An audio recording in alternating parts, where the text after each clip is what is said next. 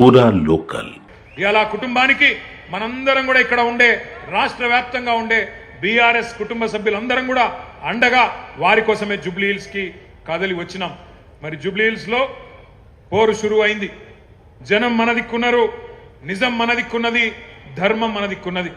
వాళ్ళకేమున్నదో నాకంటే బాగా మీకే తెలుసు. మోసపోయి గోసపడుతున్న ప్రజలు ఇక్కడికి వస్తుంటే, నేను శ్రీనివాస్ యాదవ్ గారు హరీష్ రావు గారు కలిసి వస్తుంటే ఇద్దరు ఆడబిడ్డలు మాకు ఎదురొచ్చింది కారుకు. ఒక అమ్మాయి పేరు శబానా, ఇంకొక అమ్మాయి పేరు స్వప్న. ఇద్దరు నువ్వు ఒకసారి దర్వాజా తీ, తలుపు తీ అంటే తలుపు తీసిన. ఇక వాళ్ళు, నేనైతే నాకు తెలియదు గిన్ని తిట్లుంటాయి హిందీ భాషలో, ఉర్దూ భాషల, తెలుగు భాషల గన్ని తిట్లు తిట్టిరు రేవంత్ రెడ్డిని. తెలుగు భాషలో గిన్ని తిట్లు గిన్ని రకాలుగా తిట్టొచ్చని కూడా నాకు తెలియదు.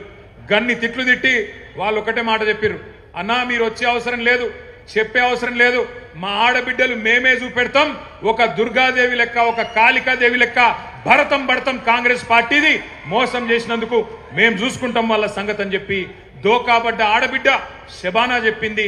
దోకా తిన్న ఆడబిడ్డ, మోసపోయిన ఆడబిడ్డ స్వప్న చెప్పింది, మేం చూసుకుంటామన్నా మీరు భయపడకుర్రి అని చెప్పి మాకు ధైర్యం చెప్పిండ్రు.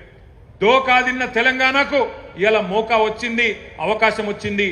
దెబ్బగొట్టి కాంగ్రెస్ పార్టీకి బుద్ధి చెప్పే ఒక సందర్భం వచ్చింది. ఈ నెల రోజులు మనం చెప్పాల్సింది టీఆర్ఎస్ కార్యకర్తలం కేవలం చేయాల్సిందల్లా ఒకటే ఒక్క పని, నిజం చెప్పాలి గంతే. ప్రతి ఇంటికి పోవాలి, ప్రతి మనిషిని కలవాలి, నిజం చెప్పాలి. ఒకటే లక్ష్యం, ఒకటే గమ్యం. జూబ్లీ హిల్స్ లో గులాబీ జెండా రెపరెపలాడాలనేదే మనందరి గమ్యం. మీరందరినీ కోరేది నేను ఒకటే, దగాబడ్డ ప్రతి బిడ్డకు, కాంగ్రెస్ చేతిలో మోసపోయిన ప్రతి అన్నకు, ప్రతి తమ్ముడికి, ప్రతి చెల్లెకు, ప్రతి అక్కకు కలవాలే, కలిసి ఈ లెక్క చెప్పాలి.